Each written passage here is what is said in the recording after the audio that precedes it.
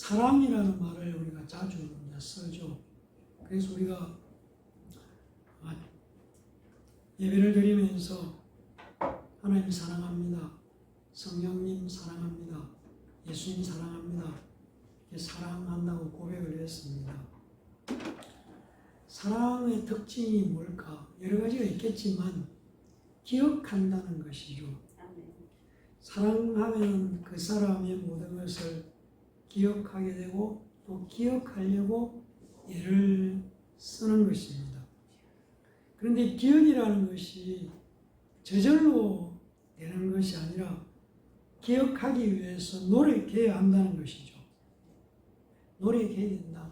저절로 기억되는 경우도 있지만 기억해 두어야 되겠다는 우리의 의지가 필요하다는 것입니다. 그래서 성경에는 하나님의 은혜를 기억하라는 말씀이 수없이 반복해서 나오고 있다는 것입니다. 왜 그럴까?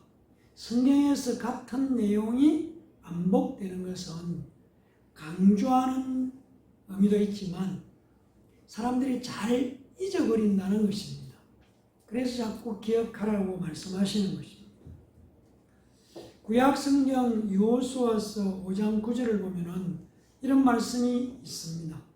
내가 오늘날 애굽의 수치를 너희에게서 굴러가게 하였다 하셨으므로 그곳 이름을 오늘까지 길갈이라 하느니라, 이런 말씀이 나옵니다. 그러니까 요단강을 건너는 놀라운 이적을 체험했던 이스라엘 백성들이 바로 이 요단강이 홍수로 분난하는 이 강물에서 죽을 수 있었는데 하나님께서 우리를 이 요단강을 건너도록 하셨고 살려내어 주셨다는 것을 기억하고 잊어버리지 말고 감사하라는 것입니다. 네.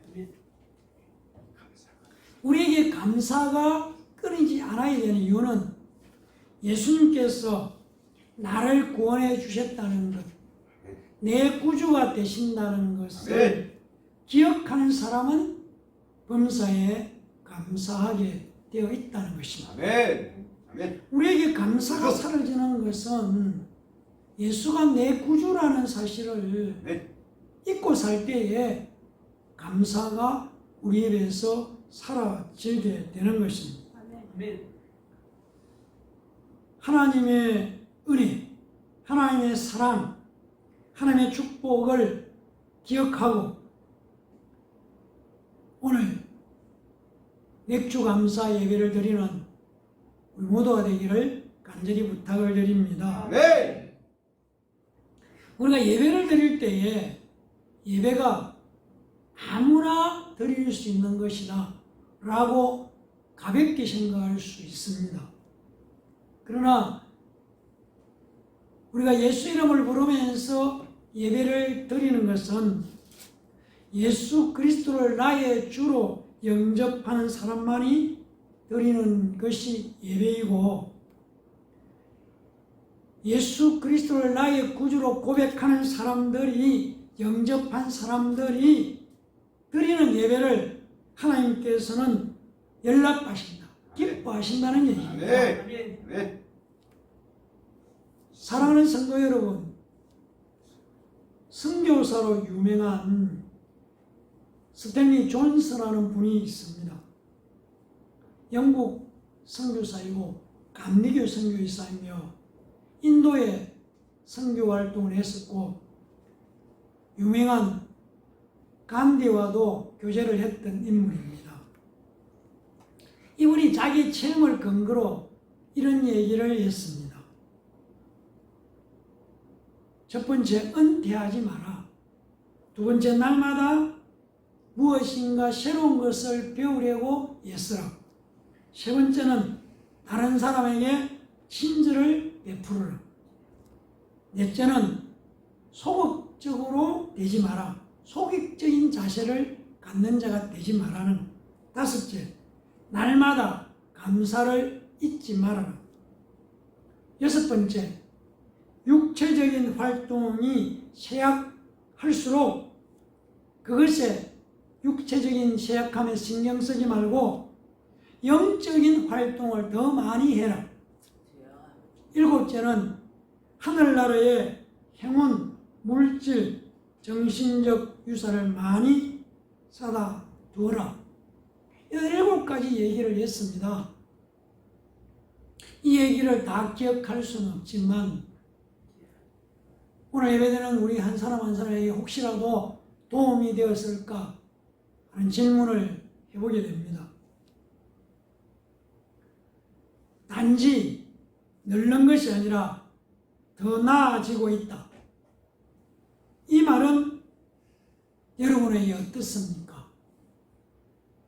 나는 육체적으로 늙어만 가는 것이 아니라 더 발전하고 더 나아지고 나의 믿음은 더 성숙해 가고 있다. 나이가 문제가 아니라 태도가 문제라는 것입니다. 우리가 어떤 태도로 어떤 자세로 살아가고 있는가? 나는 안 된다는 포기, 나는 할 수 없다는 포기, 나는 원래 이런 거야. 나아지지 않는 태도죠. 발전하는 태도가 아니라는 것을 말씀하고 있는 것이죠. 사랑하는 성도 여러분, 우리는 왜 예수 믿습니까? 질문을 우리가 던져볼 수가 있죠. 왜 가고 싶은 곳도 가지 않고 모임에도 빠지면서 주일날 예배드리러 와서 지금 이 자리에 앉아 있는가? 가끔은 이 질문을 던져볼 필요가 있어야만 발전이 있는 것이죠. 예수 믿는 것은 내가 살기 위한 것이죠. 그래서 당당하게 스스로에게 내가 살기 위해서 나는 예수 믿는다 라고 말할 수 있는 사람이 되어야 한다는 것이죠. 그래서 예수 믿는 것이 뭐냐? 생명을 갖는 것이죠. 하늘의 생명을 갖기 위해서, 살기 위해서 나는 예수를 믿습니다. 예수님께서 내가 부활이요 생명이라고 말씀하셨습니다. 예수 그리스도는 누구이십니까? 예수님은 하나님의 독생자이십니다. 예수님은 생명이라고 말씀하셨습니다. 예수님은 진리이십니다. 예수님은 말씀이 육신이 되셨습니다. 그리고 예수님은 하나님이십니다. 인간이 죄의 속박에서 벗어날 수 있는 유일한 길이 예수 믿는 것이, 예수 믿는 것밖에 없다는 것입니다. 우리가 지은 죄를 용서받을 수 있는 오직 유일한 길은 예수님을 믿는 것밖에 없다는 것입니다. 바로 십자가에서 내 대신 예수님께서 피 흘려 죽으심으로 내 죄가 실제로 해결되었습니다.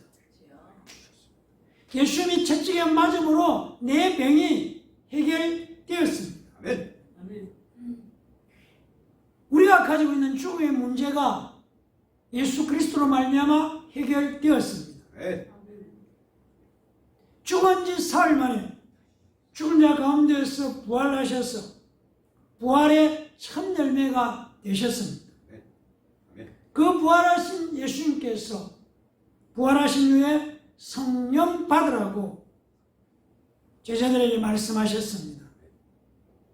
성령을 선물로 받으라고 말씀하셨다는 것입니다. 제가 말씀하고 있는 이 내용들 다 알고 있어. 그 정도는. 그러나 우리는 기억해야 되는 것입니다. 다시 기억해야 되는 것입니다. 이 사건이 예수 그리스도를 만남으로 말미암아 이루어졌다, 현실화되었다, 실제가 되었다는 것을 기억해야 돼. 기억해낼 때 감사가 있는 것이죠.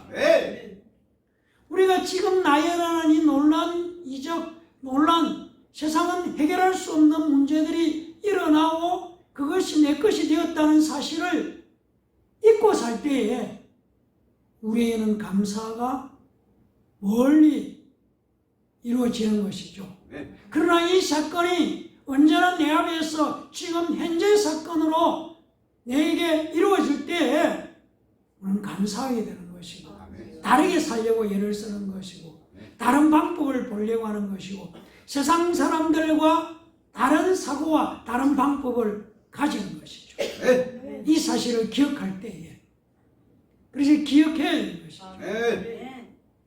잊지 않아야 되는 것이고 아멘. 그건 실제라는 것입니다. 아멘. 사실이라는 것입니다. 아멘. 오늘 우리가 읽은 본문 2장 1절은 이렇게 말합니다. 오순절 날이 이미 이름에 그들이 다 같이 한 곳에 모였더라고 말씀합니다. 갑자기 오순절이라는 말이 나옵니다. 오순절은 6월절 후 7주간이 지난 첫날 50일째를 의미하는 것이죠. 일주일이 7번이니까 49일이고 그리고 다음 날이 50일이죠. 구약 성경을 보면은 초여름 밀수확을 기뻐하면서 지키는 절기로 맥추절이라고 부르고 있습니다. 또 7번씩 일주일씩 7번 연속되기 때문에 77절이라는 말로 성경은 또 출애굽기에 나오고 있습니다. 그리고 처음 익은 열매를 드리는 날, 그래서 초실절이라는 표현도 민수기 28장에 나오고 있는 것을 알 수가 있습니다. 그것으로 그냥 지나가면 좋겠지만 그렇지 않은 것이죠. 바로 오늘 사도행전 2장 1절 이 이후에 초대교회는 바로 오순절을 성령 강림절로 기념하고 있는 날이 되었다는 것입니다. 우리가 익히 아는 것처럼 예수님께서는 성천하시기 전에 제자들에게 이런 명령을 하셨습니다. 예루살렘을 떠나지 말고 아버지께서 약속하신 것을 기다리라 라고 사도행전 1장 4절은 말씀하셨습니다. 예수님께서 부활하신 후 40일째 되는 날 성경은 성천하셨다고 우리에게 가르쳐 주고 있습니다. 예수님이 성천하신 그날로부터 기도하기 위해서 모이기 시작했습니다. 어림잡아 10박 11일 함께 모여서 예수님께서 약속하신 성령을 기다리며 기도했습니다. 그렇게 마가 다락방에 모여서 기도하며 성령을 기다렸던 120명의 제자들은 바로 성령이 오시는 날 임함으로 말미암아 성령의 첫 열매로 삼아서 이 땅에 교회가 세워지게 됐다는 것입니다. 교회는 우리가 교회를 너무 가볍게 생각하는 시대에 살고 있지만 그러나 교회가 무엇인가 이야기할 때 교회는 이 땅에 예수 그리스도께서 남기신 가장 소중한 존재가 교회입니다. 바로 이 성령 강림 사건을 통해서 교회가 성령의 첫 열매로 시작된 것입니다. 아멘. 성령 강림 이 사건 이후에 지금까지 온 세상에 복음은 계속 전파되어 왔고 지금도 복음은 전파되고 있습니다. 성령의 첫 열매가 교회라는 얘기입니다. 성령의 기름 부음 놀라운 역사가 일어난 이 첫 열매가 사도행전 2장 1장에 우리가 성령 수없이 말하고 있는 성령의 기름 부음의 첫 열매가 무엇이냐? 교회라는 얘기입니다. 교회가 시작되었다는 얘기입니다. 이 말은 교회의 성령의 역사가 지금도 계속 역사하고 일어나야 한다는 것을 우리에게 말씀해 주고 있습니다. 네. 2절은 이렇게 말씀합니다. 함께 읽어보겠습니다. 후련히 하늘로부터 급하고 강한 바람 같은 소리가 있어 그들이 앉은 온 집에 가득했다. 이 바람이라는 말은 구약 성경에서도 성령으로 표현할 때가 많았습니다. 각 집에 가득했다. 앉은 집에 가득했다. 무슨 말입니까? 성령이 충만했다는 것을 말씀하고 있습니다. 네. 3절 한번 읽어보겠습니다. 시작. 마치 불의 햇처럼 갈라지는 것들이 그들에게 보여 각 사람 위에 하나씩 임하였더라. 이렇게 말씀하고 있습니다. 여기서 불은 바로 해를 수식하는 말이지 않습니까? 그러니까 바로 이들에게 말씀을 전한 불과 같은 하나님의 능력이 그들에게 임했다는 얘기입니다. 바로 해에 하나님의 말씀 복음을 전하는 능력이 불처럼 임했다는 얘기입니다. 그리고 120명 중에 한 명도 빠짐없이 모두 성령의 체험, 임재하시는 경험을 했었다는 내용이 3절의 말씀이지 않습니까? 이 말씀은 바로 하나님의 한 종이 광야의 만나처럼 모든 사람에게 균등하게 평등하게 임했다는 얘기입니다. 구약 성경을 보면은 만나가 매일 풍족하게 먹도록 다 공급되었다는 것처럼 성령이 그렇게 임했다는 것을 우리에게 말씀해 주고 있습니다. 4절 말씀 또 보겠습니다. 함께 읽겠습니다. 시작. 그들이 다 성령의 충만함을 받고 성령의 말의 하심을 따라 다른 언어들도 말하기를 시작했다. 이렇게 말씀하고 있습니다. 성령께서 말하게 하신 다른 언어, 외국어라는 얘기입니다. 이걸 어떻게 알 수 있는가? 사도행전 2장 9절에서 11절 말씀을 보면은 거기에 쭉 나열되는 내용을 볼 때에 최소한도로 15지역 또는 민족 출신 사람들이 자기들의 말로 알아들었다고 말씀하고 있습니다. 성령은 새로운 역사, 새로운 공동체 탄생하는 순간에 120명 위에 임했습니다.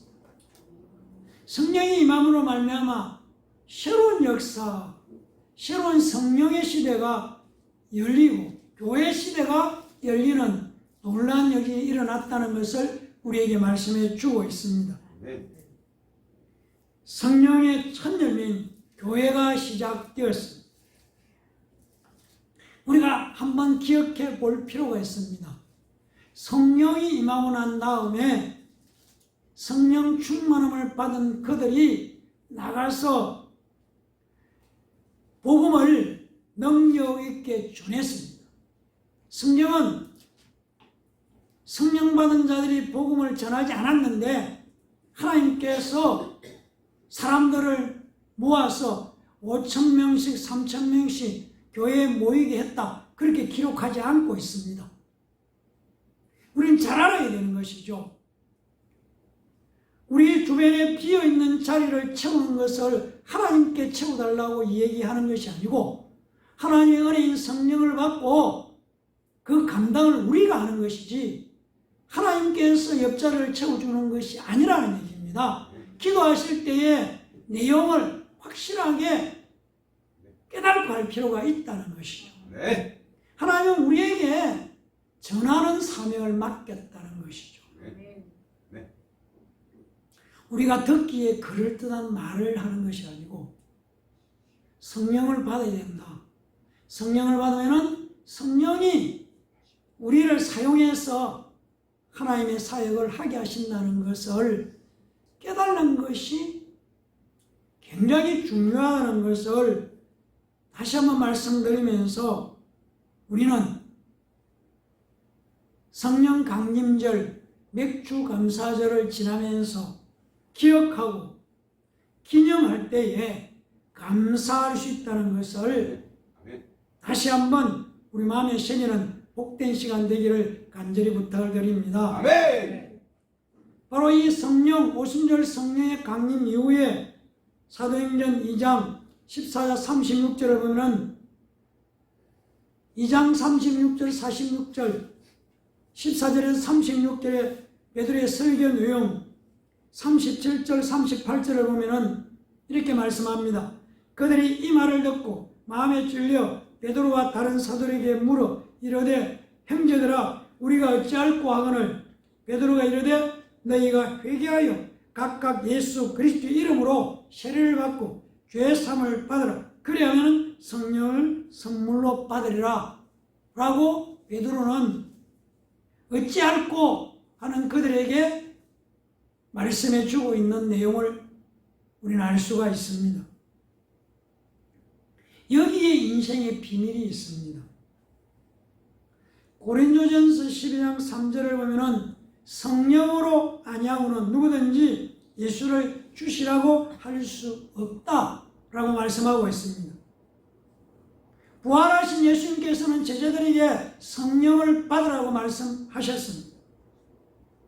사도행전 1장 8절은 오직 성령이 너희에게 임하시면 너희가 권능을 받고 예루살렘과 온 유대와 사마리아와 땅끝까지 이르러 내 증인이 되라고 말씀하고 있습니다. 성령을 받을 때에 예수의 증인이 된다고 말씀하고 있습니다. 성령을 받을 때에 우리 입에서 예수가 전해지고 그 예수를 전할 때에 그 예수가 능력 있게 전해지는 것이 말씀해 주고 있습니다. 성령이 내 안에 계셔야 하는 것입니다. 성령 없이 할 수 있다 긍정적으로 생각하자. 오히려 그것은 예수 그리스도의 관계를 더 멀어지게 할 수 있습니다. 성령이 계셔야 그 역사가 일어나는 것이죠. 성령이 내 안에 계셔야 합니다. 내 인생의 풍랑을 잠재워 버릴 수 있는 능력은 오직 성령님께 있습니다. 내 안에 이미 와 계신 성령님을 깨워야 하는 것입니다. 그 성령을 깨우는 것이 기도 생활이고 우리에게 무엇이 문제인가? 기도하지 않는 것이 문제. 내 안에 이미 계신 그 성령이 활동하지 못하도록 우리가 기도의 깊은 잠을 자고 있다는 것입니다. 무엇이 교만인가? 기도하지 않는 것이 교만입니다. 왜? 기도하지 않고 자기 힘으로 살려고 하는 것이 교만이라는 얘기입니다. 내 힘으로 긍정적으로 생각하고 할 수 있다고 생각하고 성경은 성령님의 도움을 받으라고 말씀하고 성령님을 깨우라고 말씀하고 성령님을 깨우는 것이 기도라고 말씀하고 있습니다. 성령님을 깨우셔야 성령께서 내 인생의 문제를 해결해 주시기 때문입니다. 내 인생에 지금 불어닥친 폭풍우를 잠재울 수 있는 분이 성령님이십니다. 성령은 내가 믿고 또 그 믿는 것을 말로 신할 때에 구원을 얻는다고 말씀하고 있습니다. 단순히 믿는 것만으로 구원을 얻는 것이 아니라는 것입니다. 말로 신할 때에 확실하게 선포할 때에 두려움아 나는 예수 이름으로 너를 거부한다. 의심아 나는 예수 이름으로 너를 거부한다. 예수 이름으로 명하노니 나에게 영권, 인권, 물권의 축복이 충만해라.